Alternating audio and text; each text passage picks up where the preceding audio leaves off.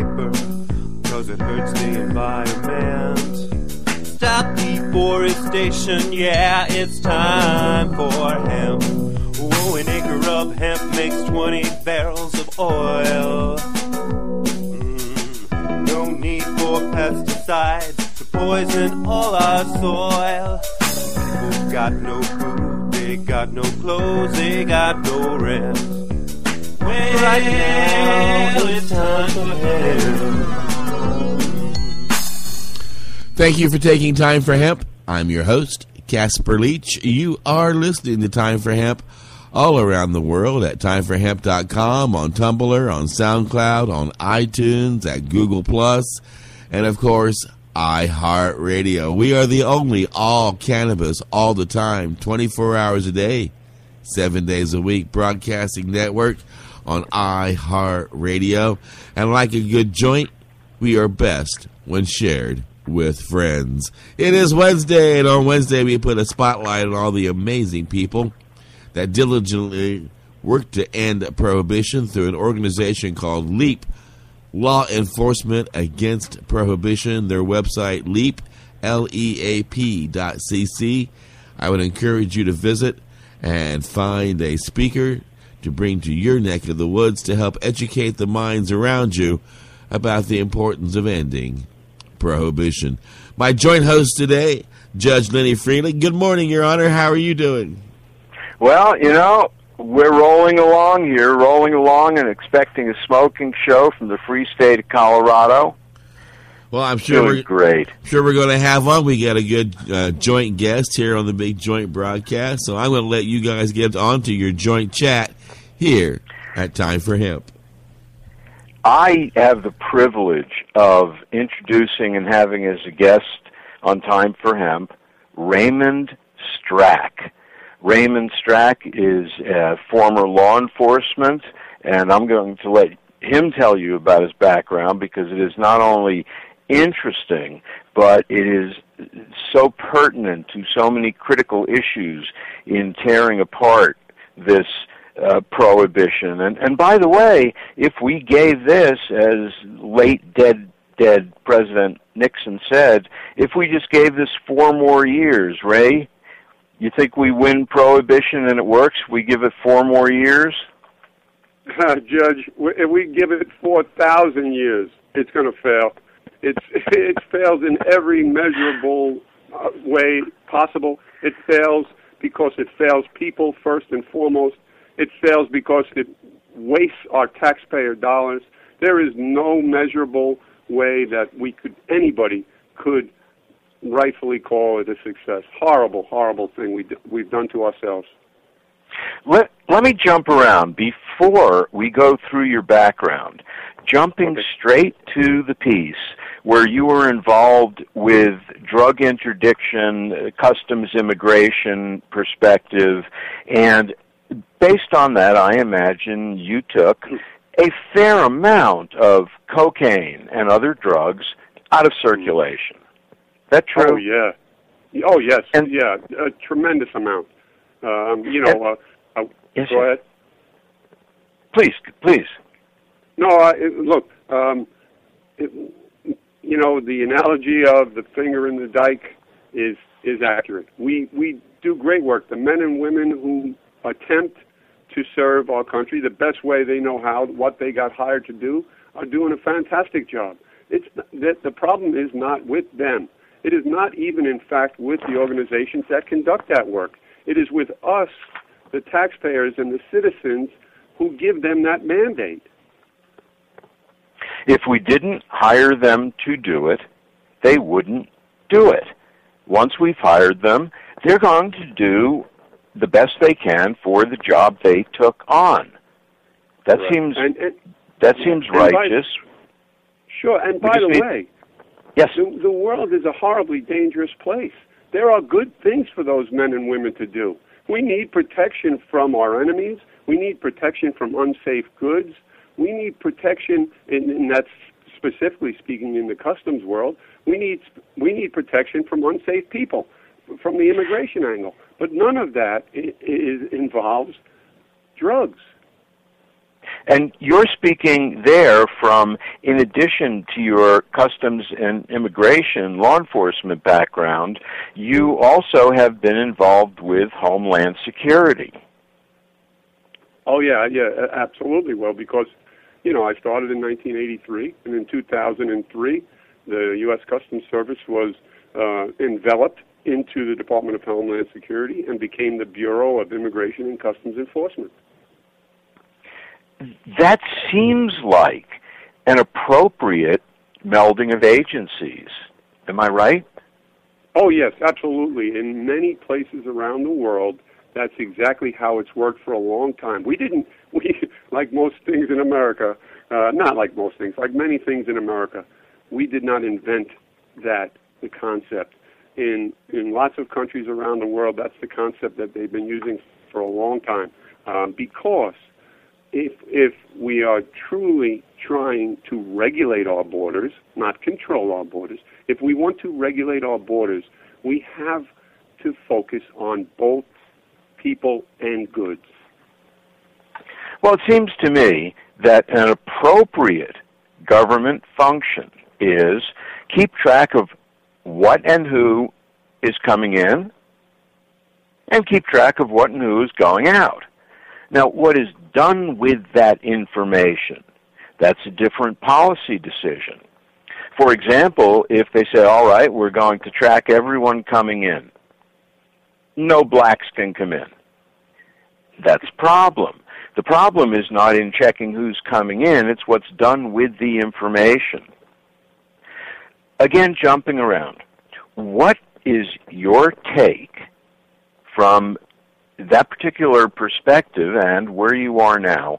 What is your take on our own government, NSA, for example, collecting the phone data and everything else they collect and do with it whatever it is they do with it? Is that an appropriate sacrifice of privacy, or you know where I'm going here? Yeah, I'm very troubled by the metadata collection of U.S. citizens and foreign peoples around the world. We all saw the headlines where the NSA was actually snooping on Angela Merkel, the Prime Minister of Germany. I think it was an incredible piece, right? Look, I think we should.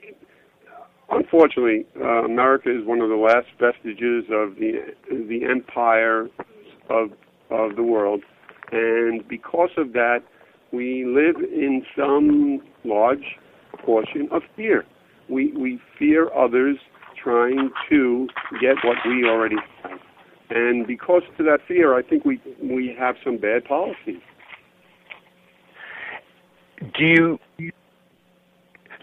Going backwards again? No, let's go forwards. Let's go forwards. How, as a practical matter, do we take this and apply it to Florida, apply it to Texas? And I'm picking those two borders because, of course, they seem to be the most significant in many ways. Well, what do we do? I think one of the models that works around the world is a guest worker program, and those guest worker programs are needed, like in America, where we want and desire labor that currently the U.S. workforce can't or won't settle. So if I believe that if we had a logical and fair guest worker program, people could come here and work and pay taxes and be an integral part of our society, and then when they were done, they would leave, and they would leave happily. What we've done, again, the immigration problem, which I'm not an expert in any way, shape, or form, just mirrors the whole prohibition concept from a psychological and human point of view, in that these poor people become themselves invisible. They become criminals by the act of trying to help themselves and their families. That's not what we want to create. That's not a humane way to live. No, we need guest worker program. I think that's the way we're going to move in this country, and I think it will work for us. Well, it is so patently unfair to say to people coming up from the South, and more it's from further and further south, but to say to them, you can come and pick our fruit, and yes, we really do need a hand for whatever reasons. You can do that, but wink, wink, you're not really here, and we're going to screw you royally, as opposed to saying, we need you, we're not making you citizens necessarily, but we're going to treat you at least as well as we would another employee. I love the guest worker approach. When you said they will leave happily, is the rest of that sentence because they know they can return when there is another job to be done? Right. Or is there some other reason? No, and because, and the other reason is they most human beings are fair-minded. They will see that it's the next person's chance, and they will return to their home with a decent amount of money to start a better life for themselves and their families. And then it's the next person's chance. And isn't that what we really want? Again, changing real quickly to this Bernie Sanders. What a fantastic, just plain movement for America. Let's bring progressive issues to the forefront. Let's start to talk about what humanity should look like as we evolve further. Let's not stand still. Let's not live on empirical or tried and true methods. Let's move forward, and the guest worker program fits right into that. What occurs to me, the way you're painting it, is enlightened self-interest will motivate people to do the right thing. I think we can use money to encourage that. And specifically, here's what I'm thinking. You're a guest worker. Therefore, your minimum wage is X per hour. And in addition to the $8 an hour, whatever it is, $15 an hour, for every hour you work, $2 an hour will be sent directly to your hometown, out of country, whether it's south or whatever, will be sent to your hometown, so you will be helping them, so you come back when you go home to a better place, a better infrastructure, clean water, whatever it is. The chickens, we participate in the program where you buy people chickens, and they lay eggs and make more chickens, and then they share them with the village next to them. I think that model can be, I'm thinking, perhaps that incorporates into the guest worker program and hit it at both ends. Hey, Judge, that's a fantastic idea that I'm hearing for the first time. And I just made it up. Wouldn't our image around the world skyrocket if the USAID, the Agency for International Development, became a direct funder, and the funds came not from the U.S. taxpayers, but from those guest workers from that country? Boy, you talk about a full circle. That's a wonderful idea. Yeah, let's send some emails to the USAID about that, huh? Please take it and run with it. We know that it is very common practice. I know this is true for people up from Mexico. I can't speak for further south. A person comes up here, busts their butt making money, and sends a significant portion of it back to the family in Mexico. That's fine. What I think we're saying now is let's supplement that, except instead of to the individual family, to specific projects that will help the village, the town, the city Sure. And we can only do any of those great things if we regulate the whole process. And if these people have to live in shadows, and if it's under the table, quote unquote, none of these good ideas can occur. I'm trying to think if there's anything where under the table, gray market, whatever it is, if there is anything in any area of our lives, anywhere on the planet, as long as I'm being bold, where society benefits from having something behind the curtain, under the table, is there anything where that's good for us as a society? No, I think not. I think that's what got us into the situation we're in. If we talk about anthropological studies and the history of tribals and how tribals became city-states and how city-states became nations and how nations become empires, all of that is based on disparate treatment. And so, the continued evolution of mankind, if we live long enough, I believe, I'm a glass half full kind of guy, I believe we'll get past all this stuff. I really do. And the way forward is to take everything out of the shadows. And that definitely includes drug prohibition. When you grabbed a ton of cocaine, literally, and I know you guys were dealing not in kilograms, but in hundreds of keys. When you grabbed that, how long did that keep drugs off the streets? Oh, none. It didn't keep anything off the streets. The stockpile is so deep and thick that, all it did was intercept that amount. Right. I mean, the statistics are clear. Drugs are cheaper than ever. They're more powerful than ever. They're more plentiful than ever. Prohibition just does not work as a social science. It never has, and it never will.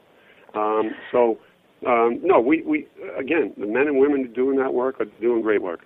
They can and do great other work, and that's what we should be concentrating on. And look, didn't we see this study last year about 500,000, over 500,000 cases of rape evidence not being processed because the laboratories were too busy processing drugs?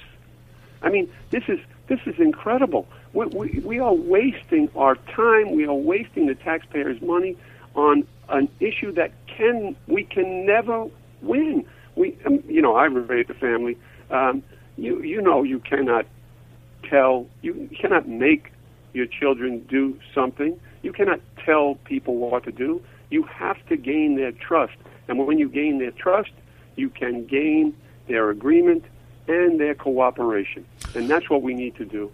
And that's why the drug prohibition doesn't work, because any thinking person, any rational person sees through it in a moment. Well, and once you see through it, you start to think, well, what else are they lying to me about? And that's that's the place where we're at now. The place that we're at right now is the point in our hour where we take a commercial break, and then we're going to pay our bills with our commercial break. And I encourage people to go to the websites of our sponsors and tell them thank you for being so supportive of the Time for Hemp Global Broadcasting Network. And then we're going to listen to a song about how fantastic marijuana is, and then when we come back, we're going to pick up where we left off here at Time for Hemp.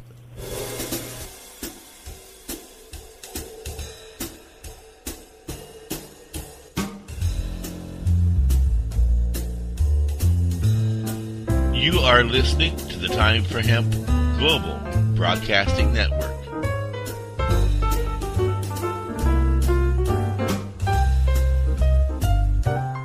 Please share us with your friends.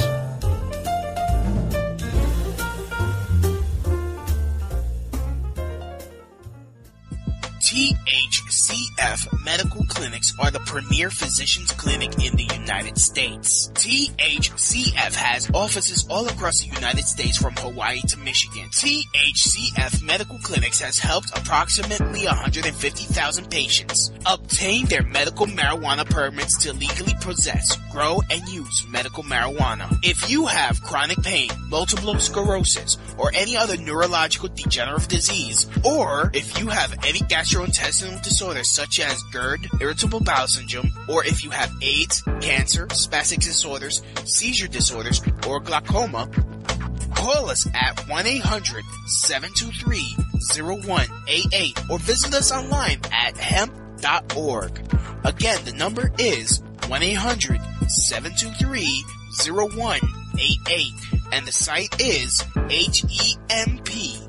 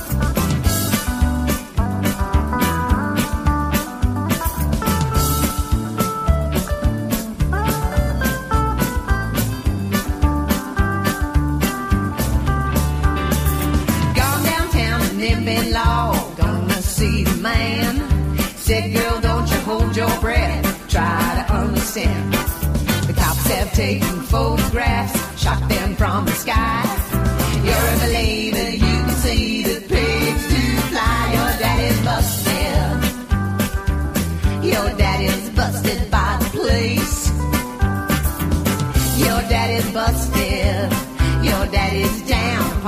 names.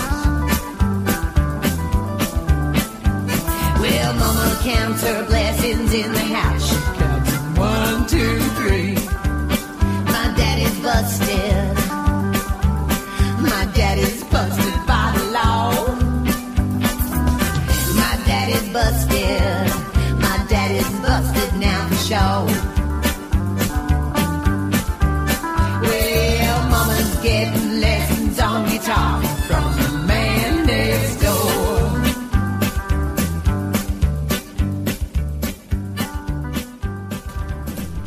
Education and information. See what all the buzz is all about. It's time for hemp. It's time for hemp.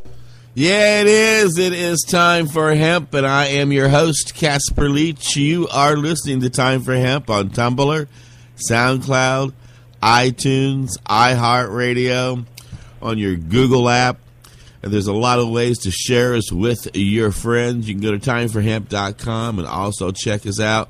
While you're listening at timeforhemp.com, you can poke around the website. You'll find lots of animated cartoons that you can enjoy. Also, there are some editorial cartoons you can download and share with your friends. We got a monthly online news magazine that you can read on your smart devices, and it's also only about 18 pages, so if you want to print it out on your printer, it doesn't cost much to do that.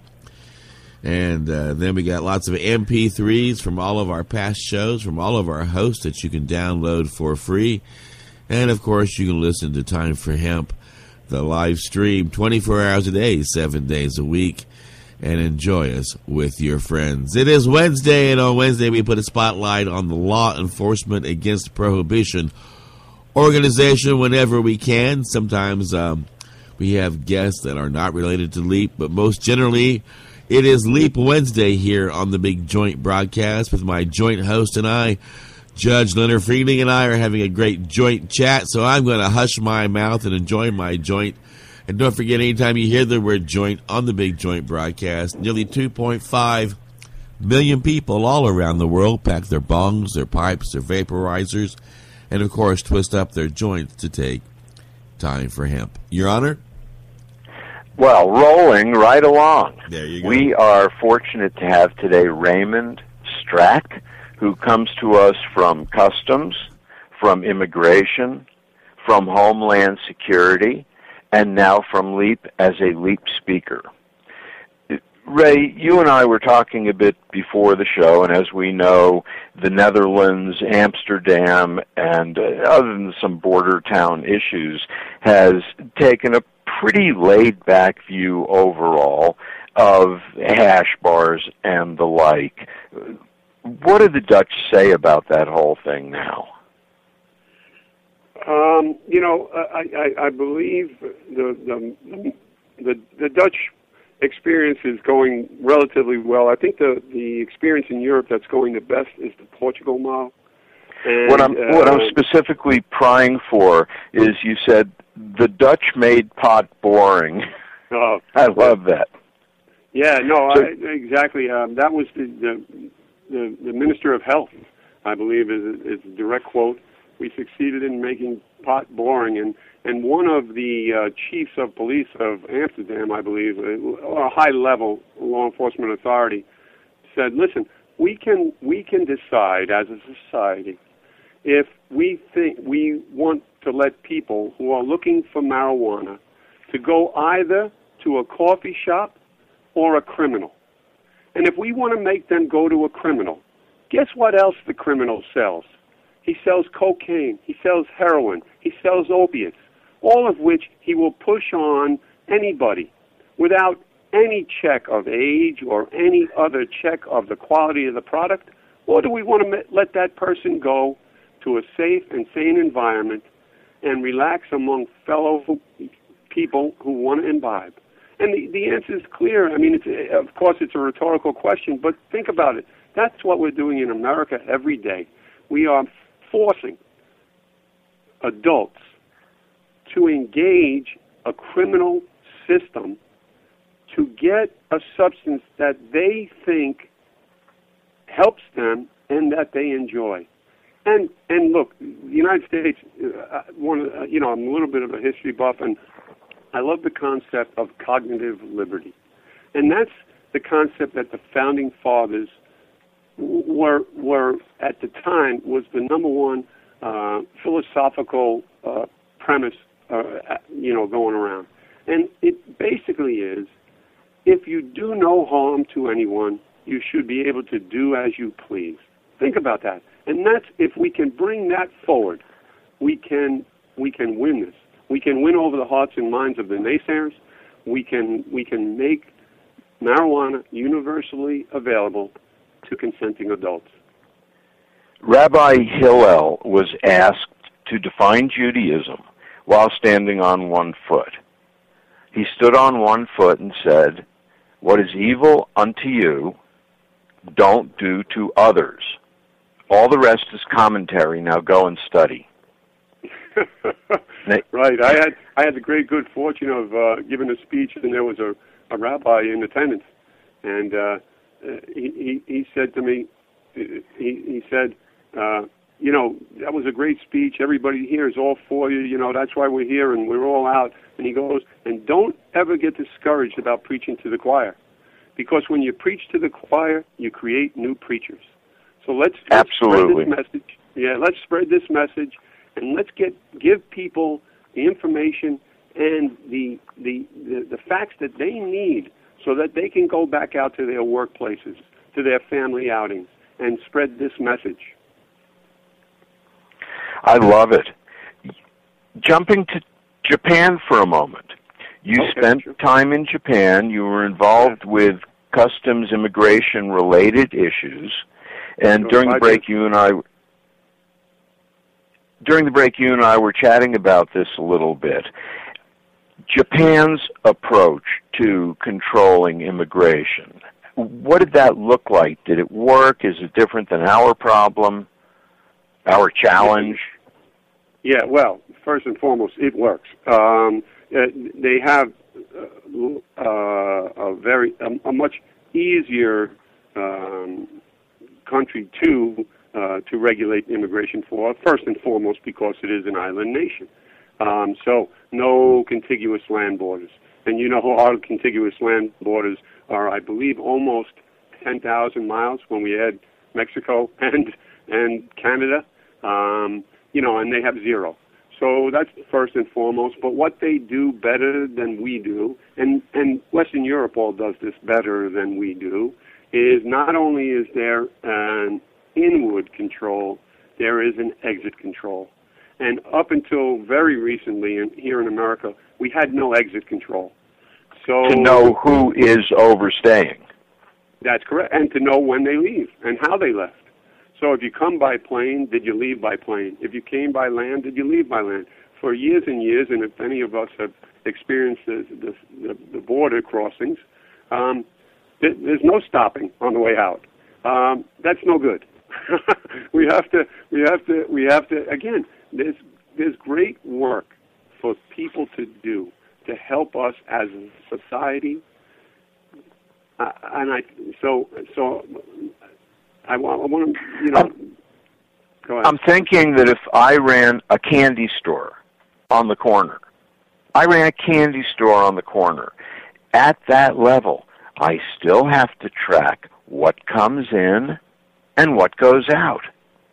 And that's to run a candy store. So it's the same issue, it's just a tad more complex to do it. Right. And again, I think we are learning. I think we are getting better. I think we have a long way to go, and I think we're wasting too much of our precious tax dollars on drug prohibition.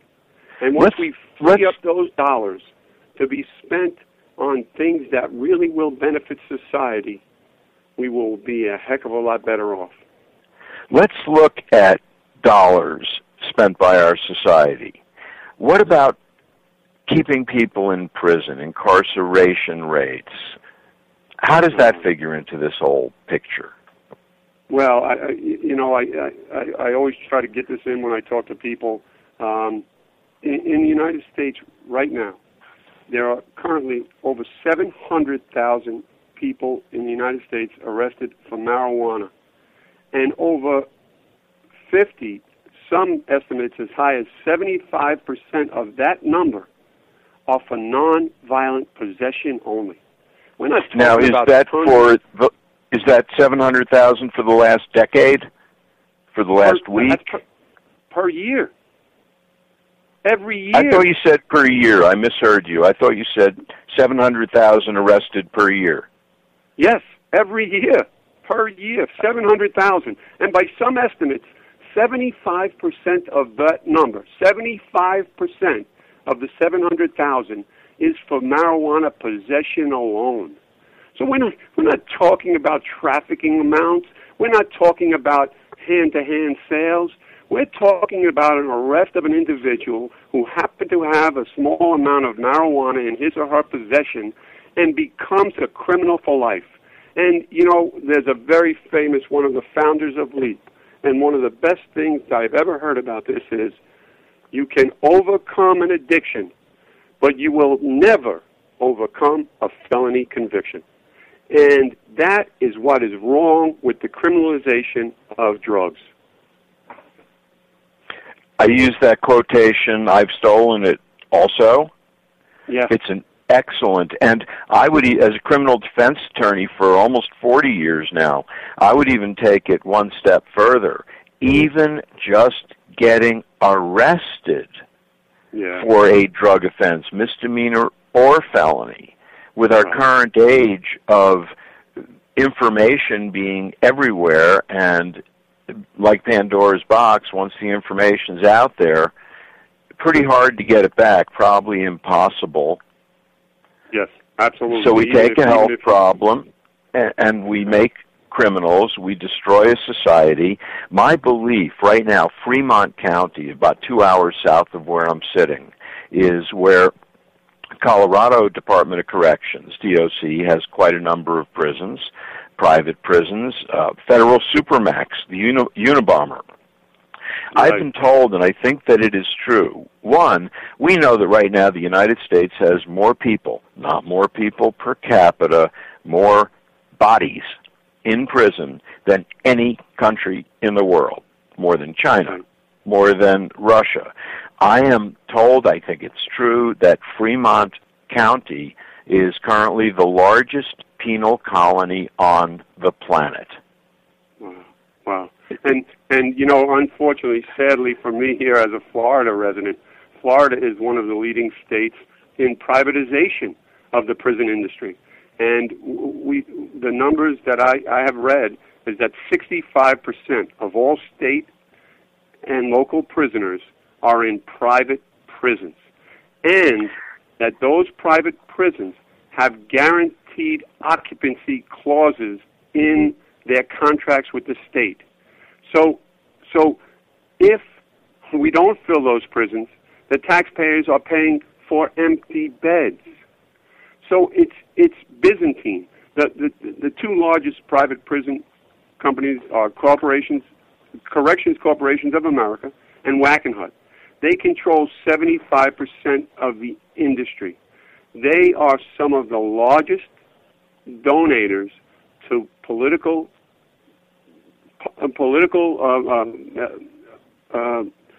candidates in both parties. It's universal.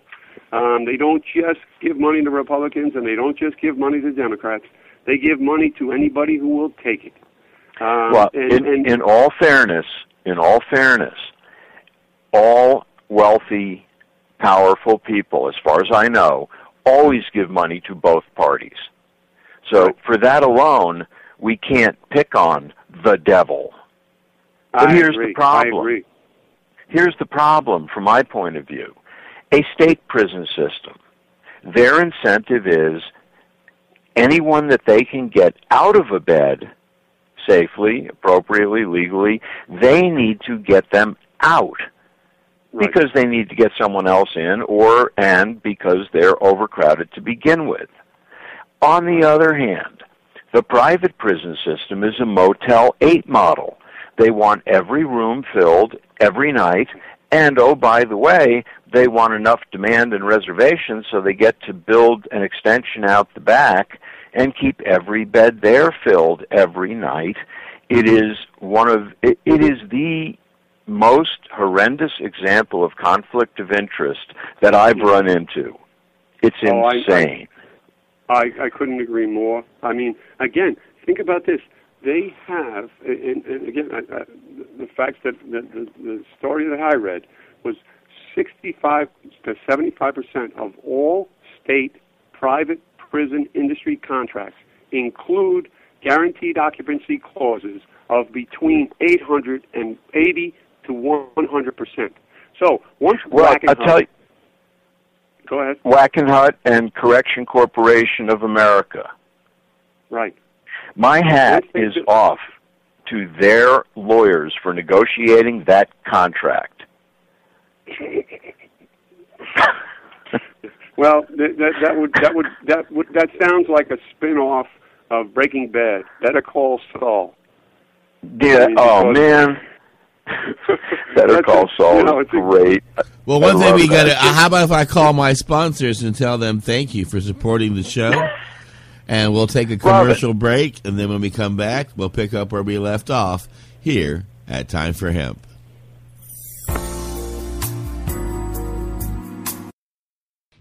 Serious Seeds is your source for quality cannabis and sativa seeds. Serious Seeds are the creators of legendary strains like AK-47, Bubblegum, Chronic, Cali Mist, and White Russian.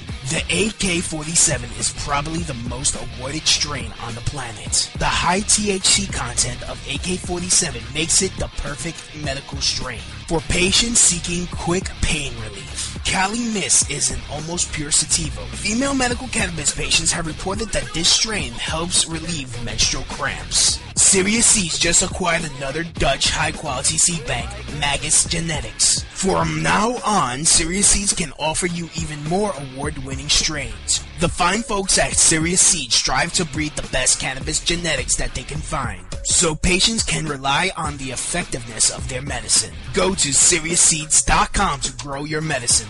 That site again is SeriousSeeds.com. Well, the Western had a bowl, good green reefer, big fat don't be much, much sweeter. Hide, don't hide it. Hide, don't hide it. Just light it, don't hide it. Hide, don't hide it. Well, light, don't hide it. Fire it up right now.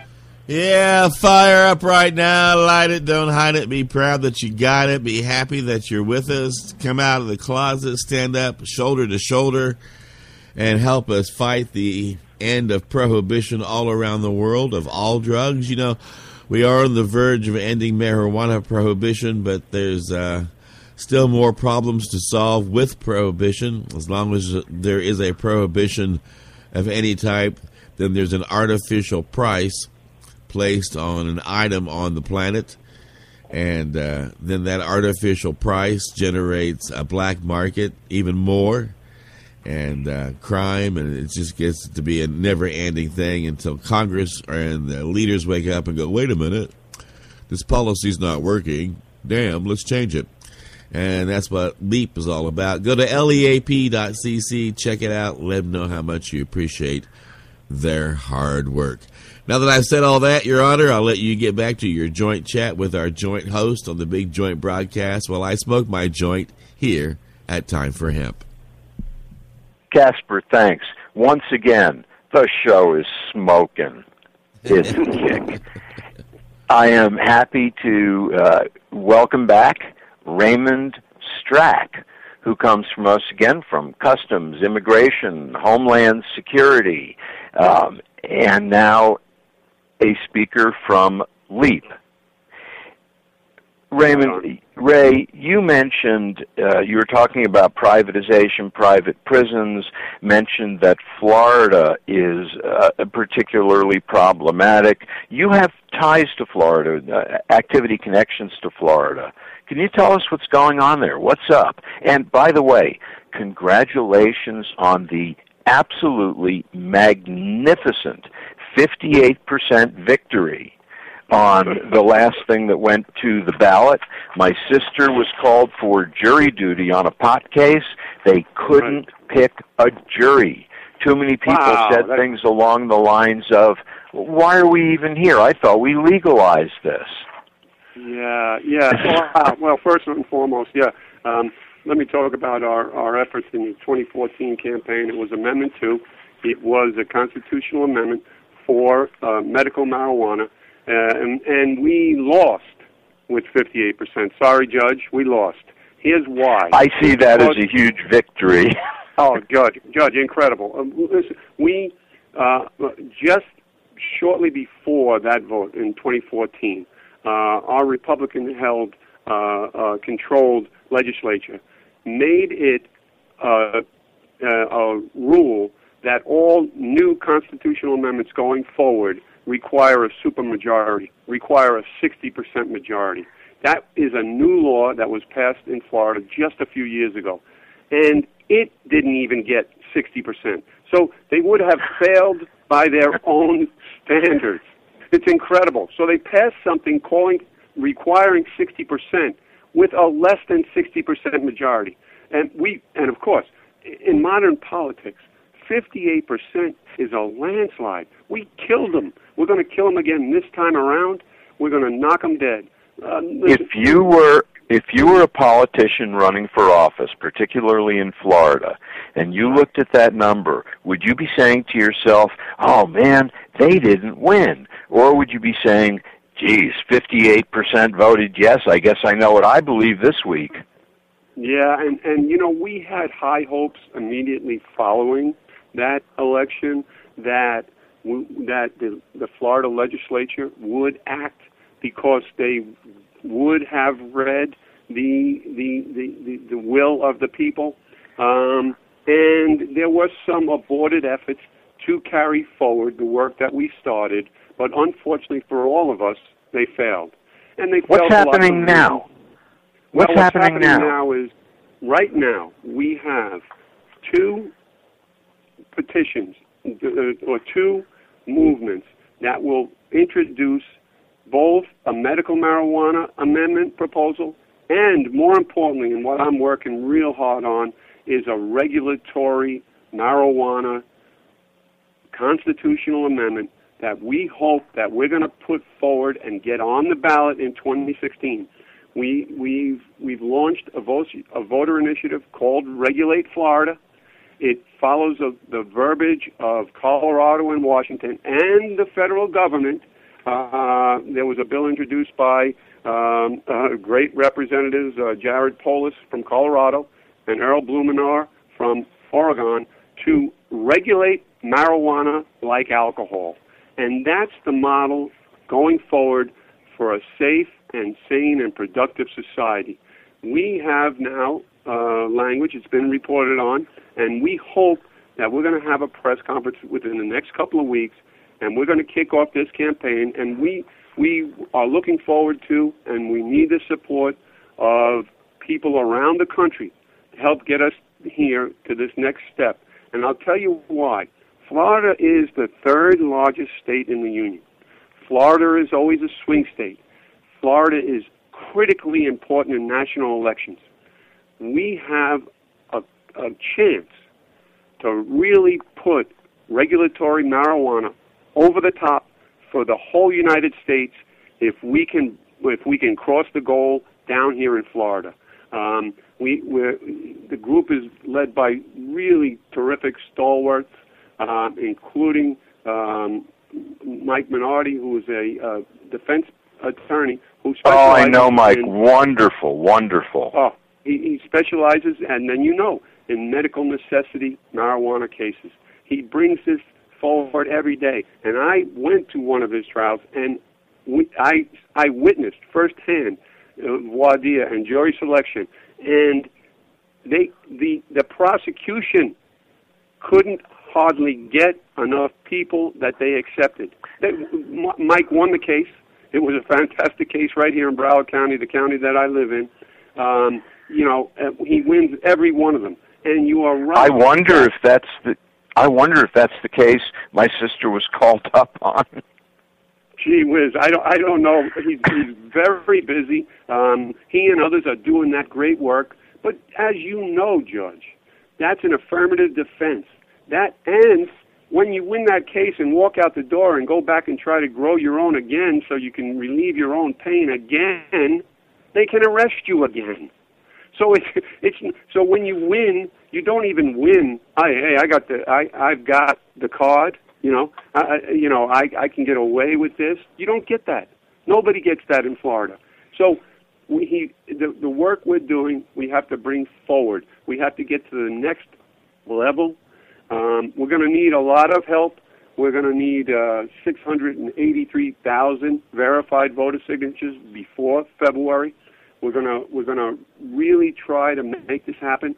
It's super important to us in Florida, but again, it's very important for around the nation because of the size of Florida.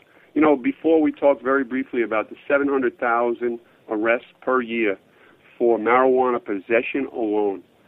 Of that number, 60,000 is in Florida. 60,000 people in Florida get arrested every year for marijuana possession. That is a crime, Judge. That's a crime. The numbers are, in fact, staggering, shocking, hard to get our minds around. Right. Yeah. What we're seeing... One marijuana arrest every 42 seconds in the United States of America. I jokingly, except it's gallows humor, every time we see a police car with lights and sirens, my wife and I turn to each other and refer to my client collection service on job 24/7. But we all know they need to be focusing on crime and not cannabis. Sure. Wasn't there a big article this past year about over 500,000 rape cases on backlog because the laboratories are busy processing narcotic arrests? I don't know how you want to put this into the equation. I had a witness. Well, the case is still going on, but the short version is a person from a state lab under oath testifying, being asked about genomes for particular strains of pot. Said, "Is that's DNA, right?" Yeah. Well, marijuana doesn't have DNA. I just thought you'd both want to know that because it sure came as a surprise to me. Gee whiz. Yeah. So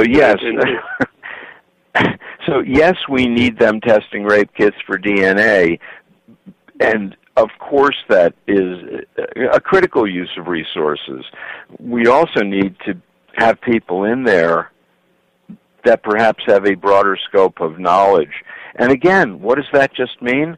Throwing the right money in the right place, paying for qualified people to do important work, rather than diverting them into testing pot. Right, and bring that down to the police officers we see on the street corner. Let's make college education mandatory. Let's not take people directly from the military because while they're good at controlling foreign populations, we don't need control of our own citizens. We need more emphasis on cops, constable on patrol, okay? Local people doing community policing for the benefit of the community that they live and work in. So I have to disagree with you on one point. There are people, I know of one friend in particular, from the military, no college degree, one of the absolute best law enforcement people I ever met, so I suggest that perhaps the focus is on what is appropriate training regardless of where you came from. Oh, sure. And also, Judge, one huge component is the psychological testing during the application and hiring process. And I think that's a horrible thing that we miss every day. All right. Well, one thing I don't want to miss is the time to close the show. This has been a fast hour. We've got about 2 minutes to wrap it up, and that gives us just enough time to put a spotlight on URLs and any organizations in your neck of the woods that you want to put a spotlight on. And we'll start with our joint guest, and then we'll go to our joint host, and then I will wrap it up here on Time for Hemp. And all right, Raymond? Sure. First and foremost, of course, I owe everything that I am able to speak with and share in the public to LEAP, Law Enforcement Against Prohibition, LEAP.cc. The Speakers Bureau of LEAP is comprised of super well-intentioned people, experts in the field, retired former federal, state, and local law enforcement and judicial personnel who have the subject matter expertise to know that the war on drugs and prohibition is a failure. It always was and always will be, and we want to spread this word so that we can change it for this generation and for generations to come. And then down here in Florida, I want to give a big, huge shout-out to Regulate Florida and Sensible Florida. And these are the organizations that we are going to engage and enable to make regulatory marijuana a success and a reality in the third most populous state, in one of the most important swing states we have in the United States. Please, even if you're not a Floridian and you're listening, if you can, we need everybody's help and support. Spread the message. Do what you can. We can win this if we work together. And, Your Honor? Florida is critically important.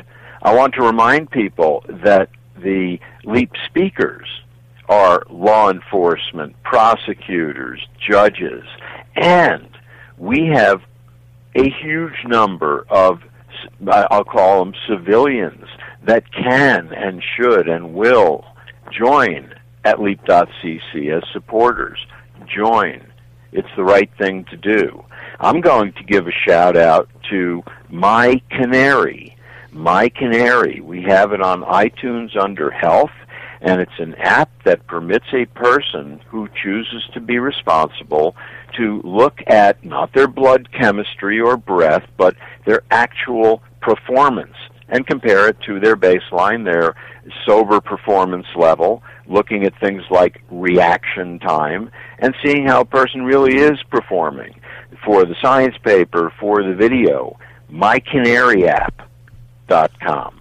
mycanaryapp.com, where so far iPhone and iPad, Android, we see in the future, of course. Check it out. Thanks, Casper. And I want to encourage people to go to our website 24 hours a day, 7 days a week, and tune in and join in on the conversation that our hosts are having. We have about 20 hosts on the broadcasting network that's producing original content about the need to end prohibition. And we are like a good joint. We are always best when shared with friends.